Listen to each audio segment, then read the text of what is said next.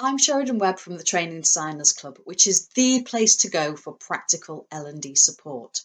And this question came up in one of our designer drop-ins, and the person who asked it is an experienced L&D professional and, like myself, has run more than one management development program in their time.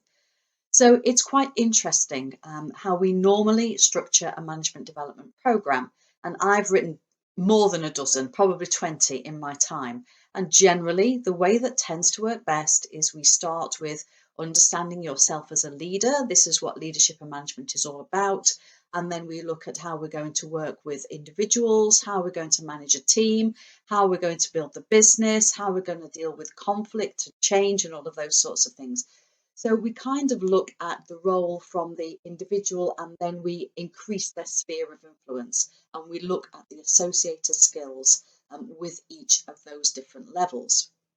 However, in this case, there were some very urgent business needs that needed to be addressed. So the suggestion was to actually take it on a task by task basis rather than a role by role. And do you know what? Once we've got our heads around it, in some ways it makes loads of sense. Because if you're coming up to a restructure, or maybe it's performance review time, or we're recruiting a lot of people, or we're making redundancies, what your line managers are interested in is having those conversations. How do I have a performance review conversation? How do I recruit new people? How do I embed them into my team? How do I have a difficult conversation and let people know that their role is under threat? So if we're creating a management development program that looks at all of these wonderful but quite generic things like understanding leadership style, they're probably not going to be very well bought into it, because they are worrying about, how am I going to have this conversation? How am I going to recruit these people? How am I going to get through all of these performance review discussions and make the right decisions? That's what's on their mind. That's what we need to help them with.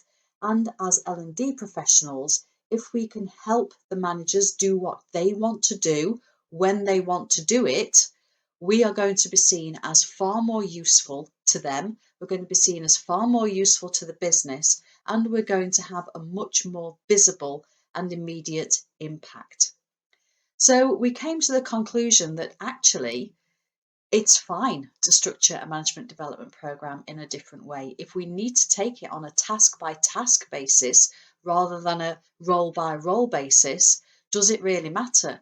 As long as we are actually covering all the things that we need to cover, we're allowing people to join the dots, and crucially, we're allowing them to see how they can apply that learning in the workplace.